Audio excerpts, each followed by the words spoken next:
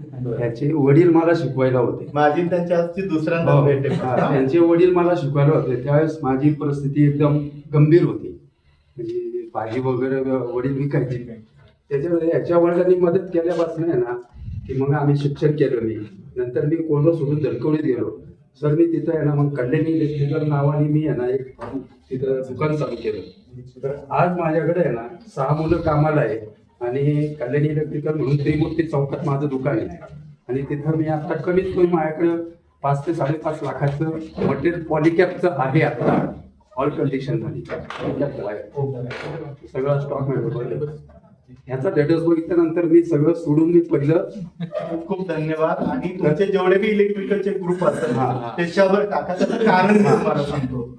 इथं कंपनी जेवण देते, नाश्ता देते, ते क्षण बघून आपण आपल्या घरी फक्त ह्या माणसाला बघितल्यामुळे मी म्हणलो चला आपण काहीतरी दादांचं एक मी म्हणाल तो दादांचं तुमचं दादांवर असलेलं प्रेम